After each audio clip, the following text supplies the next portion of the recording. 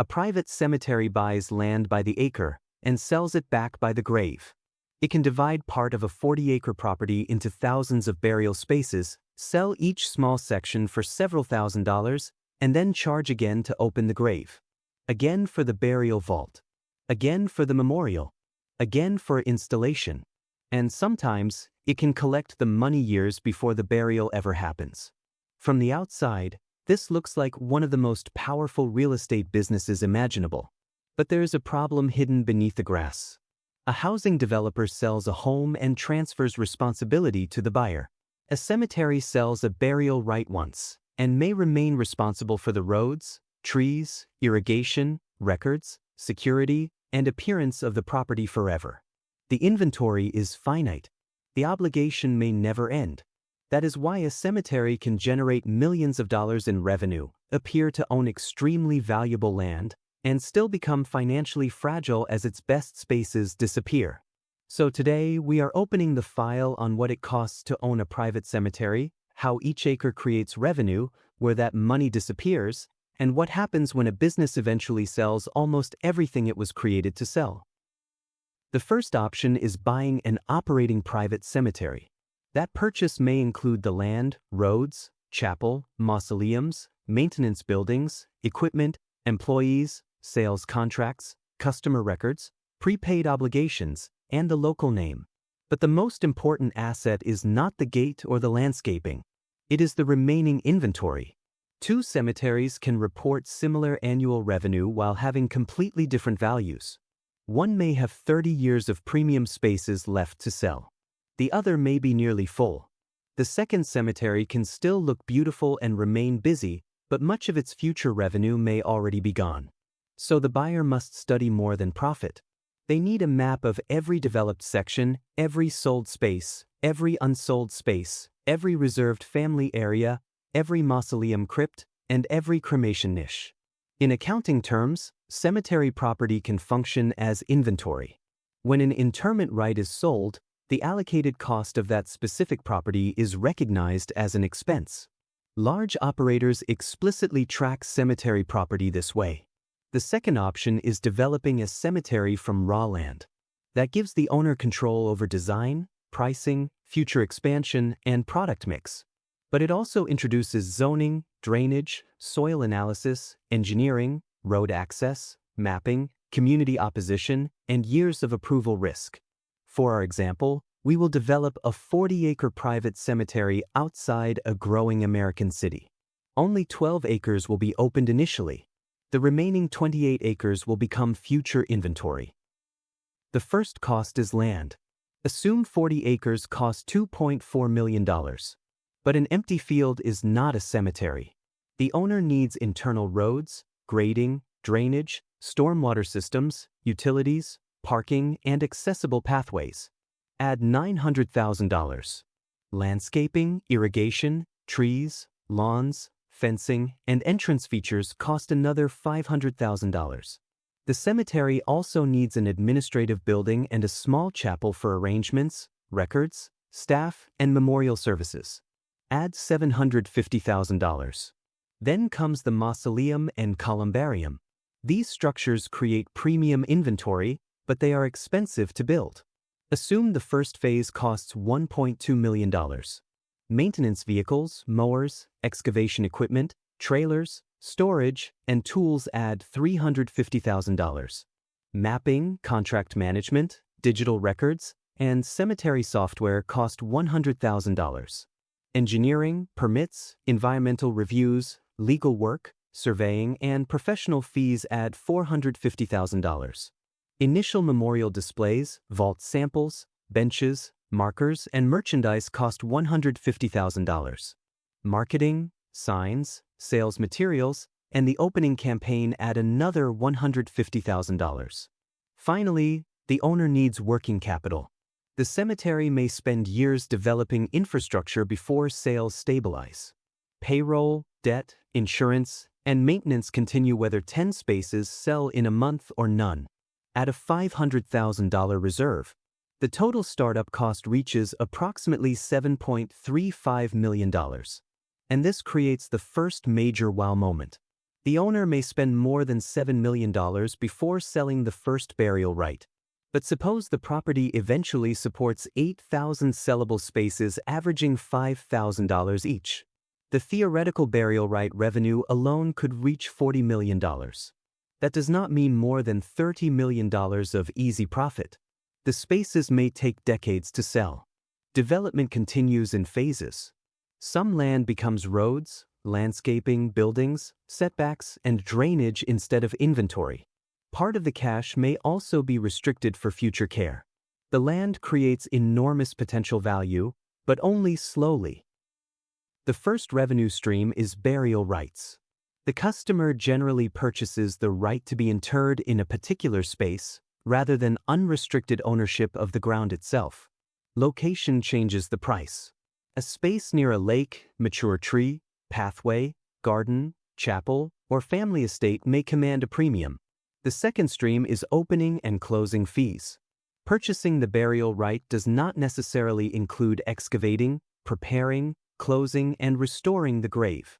That work creates another charge when the burial occurs. The third stream is merchandise. The cemetery may sell burial vaults, markers, bases, benches, plaques, vases, engraving, installation, and floral programs. The fourth stream is premium property.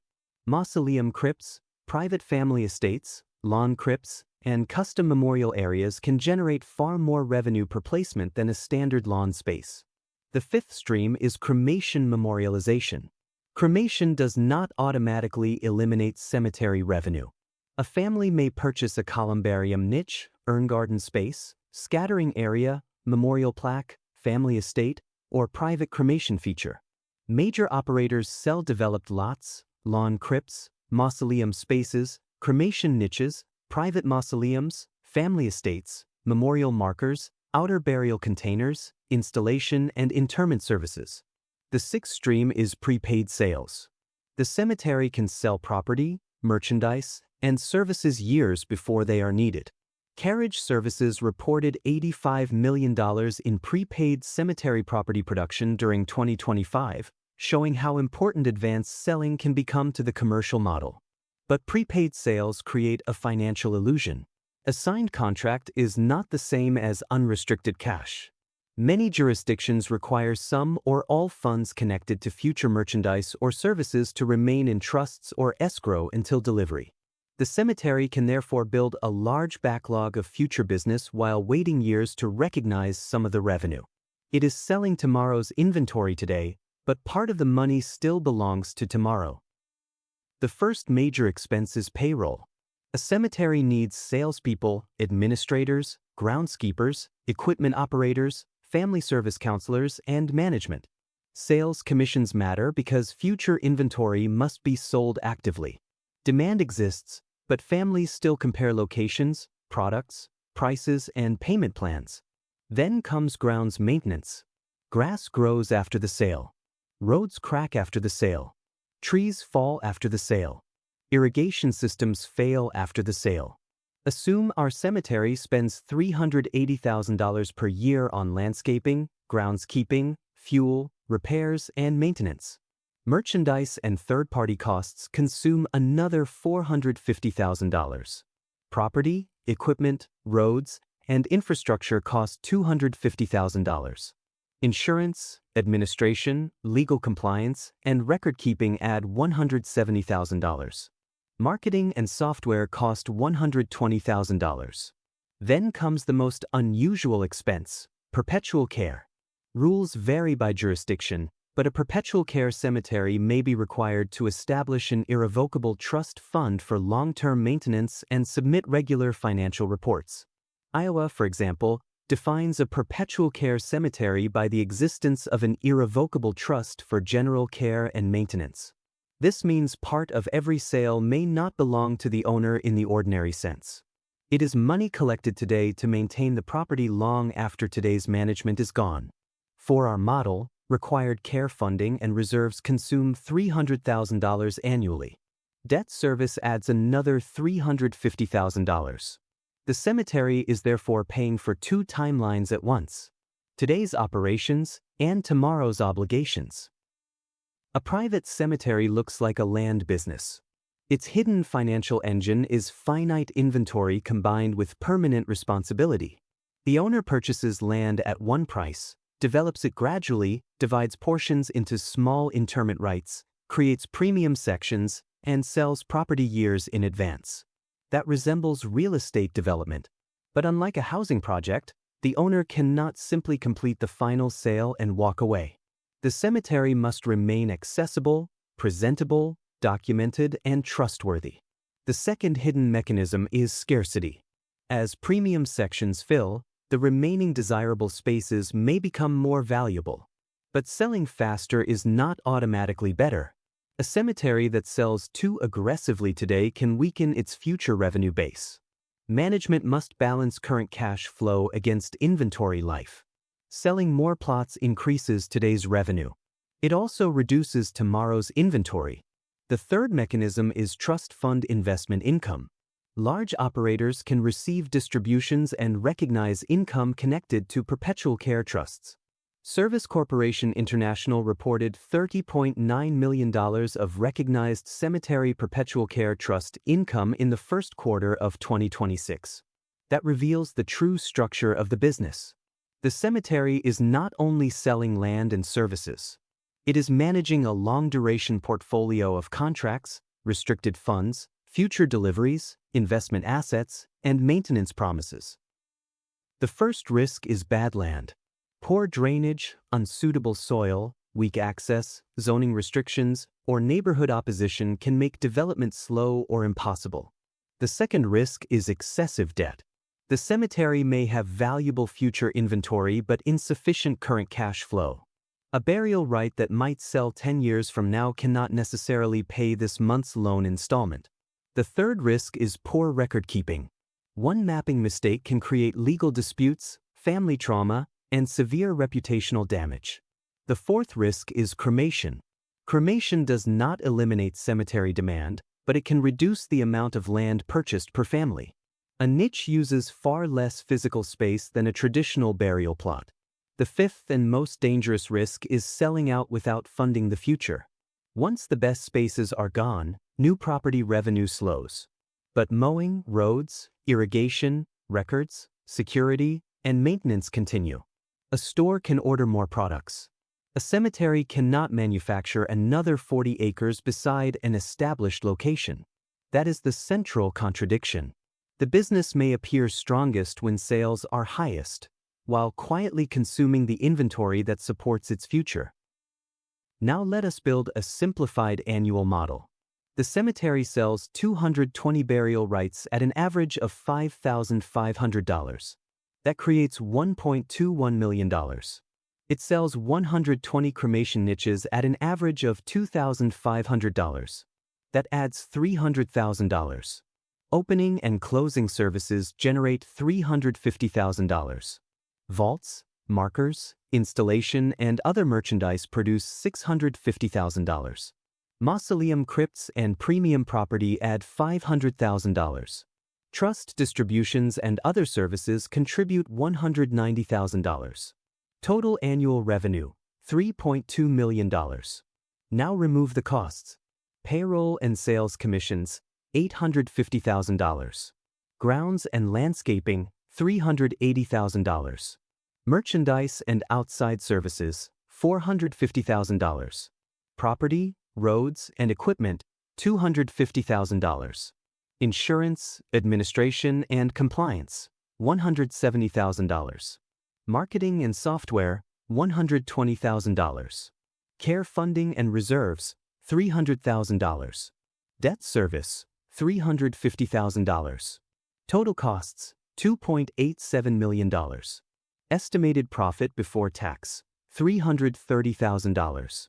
The cemetery generates $3.2 million but retains approximately 10.3%. Now comes the biggest financial reveal. Suppose burial rights sales fall by 25%. The cemetery sells 55 fewer plots, reducing burial right revenue by approximately $302,500. Assume increased cremation niche sales recover $150,000. Revenue still falls by $152,500. Some commissions and merchandise costs decline, perhaps by $55,000. But roads, lawns, administration, insurance, equipment, and debt remain. Profit falls from $330,000 to roughly $232,500, a decline of almost 30%, even though the number of families served may remain similar. The cemetery did not lose death care demand. It lost land consumption. How much capital is needed?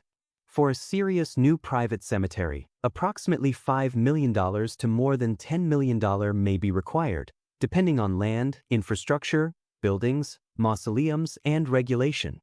Is buying an existing cemetery better? Often yes, if it has clean records, strong care funding, a good reputation, and many years of valuable unsold inventory. Is cremation destroying the business? Not necessarily. It reduces demand for traditional plots but creates opportunities in niches, gardens, memorials, and premium cremation property. What margin is realistic? A mature cemetery can produce attractive gross economics. In the first quarter of 2026, SCI reported $465.9 million in cemetery revenue and $152.5 million in cemetery gross profit, a 32.8% gross margin. But gross profit is not owner profit. Corporate overhead, debt, taxes, maintenance, and future obligations still matter. What is the greatest risk? Selling the most valuable inventory without accumulating enough money to maintain the property afterward. So, is a private cemetery a good business? It can be. But it is not simply buying land cheaply and selling tiny pieces at enormous markups. It is a capital-intensive combination of real estate, inventory management, merchandise, services, prepaid contracts, trust funds, and permanent responsibility. A cemetery can sell every space only once. But the promise attached to that space may last forever.